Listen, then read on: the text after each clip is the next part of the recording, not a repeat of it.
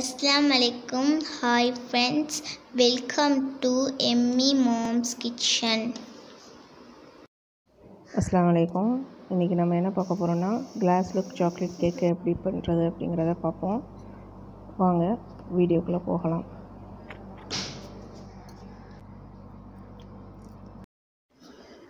மைதா 3/4 cup எடுத்துக்கோங்க.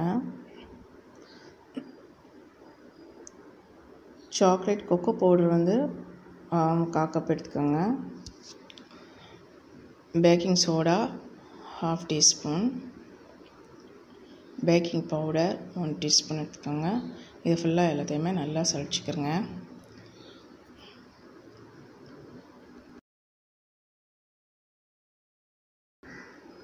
நல்லா mix பண்ணி விட்டு இந்த ட்ரை இன்க்ரீடியன்ட்ஸை தனியாக வச்சுக்கோங்க.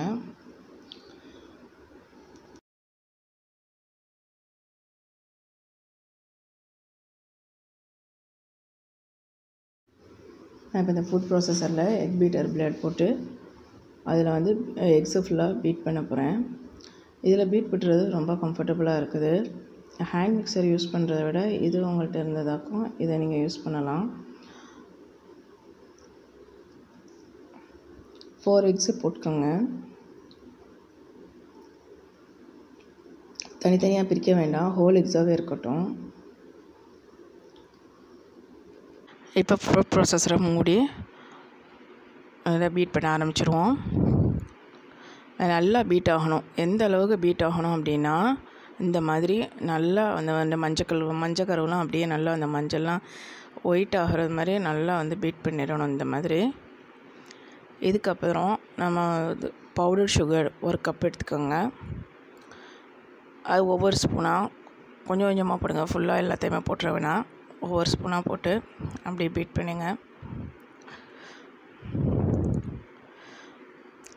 பீட் பண்ணிட்டு பின்னாடி அடுத்து 1/4 கப் ஆயில், எந்த வாசனை இல்லாத எந்த ஆயிலாக இருந்தாலும் ஓகே. அதையும் கொஞ்சம் கொஞ்சமாக ஊற்றி நல்லா பீட் பண்ணிடுங்க.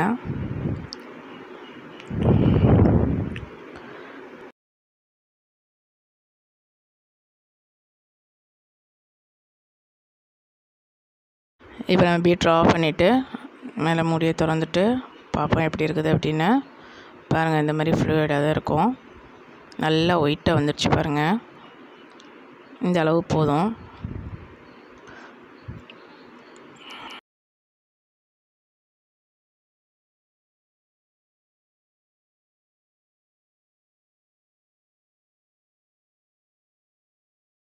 இப்போ இதை நம்ம ஒரு பவுலில் ஷிஃப்ட் பண்ணிக்கிடுவோம். ஷிஃப்ட் பண்ண பின்னாடி இந்த ட்ரை இன்க்ரீடியன்ட்ஸ் எல்லாம் கலந்து வச்சுருக்கோம் இல்லையா, அதை கொஞ்சம் கொஞ்சமாக போட்டு நல்லா ஃபோல்டிங் டைப்பில் நல்லா மிக்ஸ் பண்ணிக்கோங்க. மாவை நல்லா அடித்தா தான் கேக் நல்லா சாஃப்டாக இருக்கும்னு நினச்சிடாதீங்க. மாவு ரொம்ப பீட் ஆகக்கூடாது.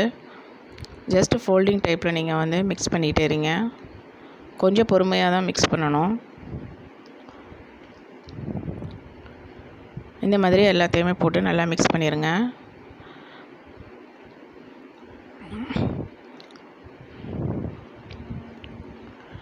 அடுத்து 2 டேபிள் ஸ்பூன் பால் ஊற்றிக்கிறங்க. பால் ஊற்றி அதையும் கொஞ்சம் ஸ்லைட்டாக மிக்ஸ் பண்ணி விட்ருங்க.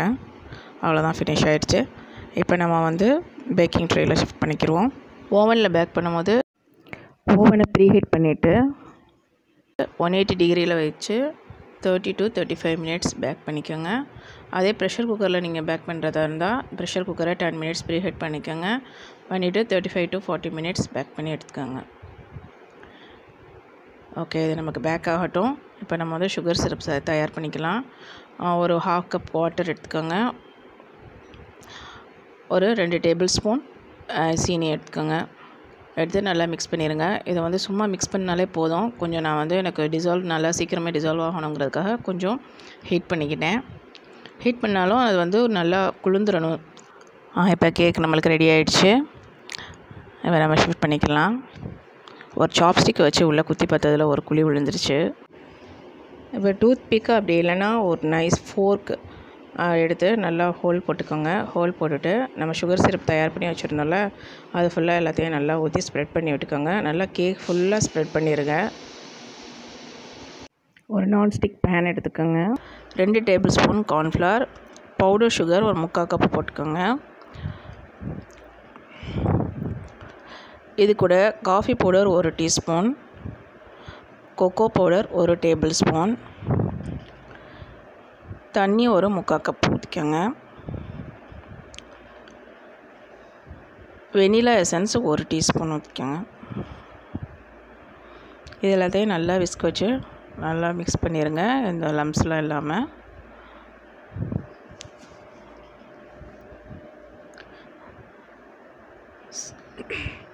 இப்போ வந்து நம்ம ஸ்டவ் ஆன் பண்ணிக்கலாம்.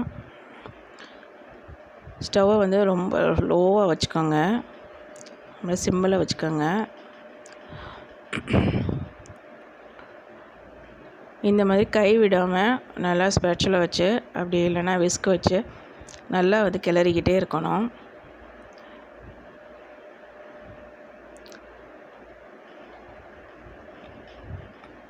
இந்த அளவுக்கு இருக்க நல்லா கெட்டியாகிக்கிட்டே இருக்கும்.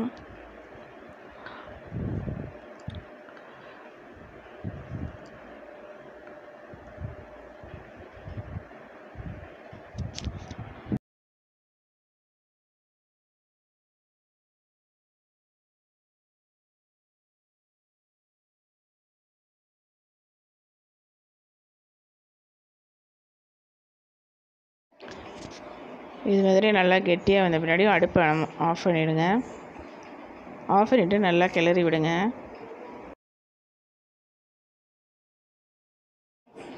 இந்த மாதிரி ரொம்ப திக்காகிடுச்சுன்னா நீங்கள் பயப்பட வேண்டாம். 1 டேபிள் ஸ்பூன் அளவு தண்ணி விட்டு திருப்பி நல்லா இப்படி கிளறி விட்டு உங்களுக்கு நல்லா வந்துடும். அது 1 டேபிள் ஸ்பூன் கோல்டு வாட்டர் விட்டுறாதீங்க, கொஞ்சம் ஹாட் வாட்டர் இல்லை வார்ம் வாட்டர் விடுங்க. இதை நீங்கள் அப்படியே கேக் மேலே ஸ்ப்ரெட் பண்ணி விட்டுருங்க.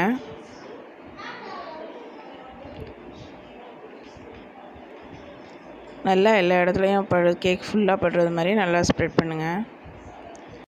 நான் வந்து உள்ள க்ரீம் அப்ளை பண்ணலை. கேக்குக்கு மேலே நீங்கள் வந்து சாக்லேட் க்ரீம் அப்ளை பண்ணிவிட்டு அதை வந்து ஃப்ராஸ்ட் பண்ணிடுங்க. ஒரு 3 to 4 minutes ஃப்ராஸ்ட் பண்ணிவிட்டு அதுக்கு மேலே இந்த சாக்லேட் டாப்பிங்கை பியோர் பண்ணிக்கோங்க. இப்போ இந்த கேக்கை நீங்கள் ஃப்ரிட்ஜில் ஒரு 5 minutes வச்சுருங்க. வச்சதுக்கு பின்னாடி டெக்கரேஷன் ஆரம்பிக்கலாம்.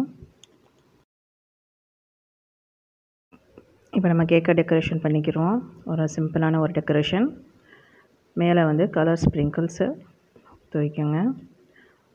நடுவில் இந்த சில்வர் பால்ஸ் இருக்குது இல்லையா, அது வந்து கொஞ்சம் தூக்கிடுவோம். ஃபினிஷ்ங்க. இப்போ நம்ம கேக் வந்து ரெடி ஆகிடுச்சு. ஏற்கனவே நான் இந்த கேக்கை வந்து ஷார்ட்ஸில் போட்டிருக்கேன்.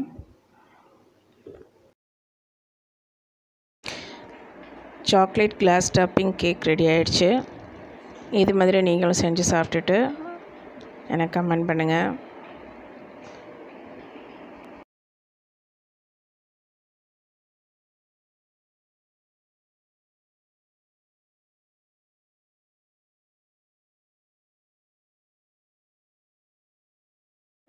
சப்ஸ்கிரைப் பண்ணாதவங்க ப்ளீஸ் சப்ஸ்கிரைப் பண்ணிக்கோங்க. மறக்காமல் அந்த பெல் ஐக்கானையும் கிளிக் பண்ணிடுங்க. லைக் பண்ணுங்கள், ஷேர் பண்ணுங்கள், கமெண்ட் பண்ணுங்கள். தேங்க்ஸ் ஃபார் வாட்சிங்.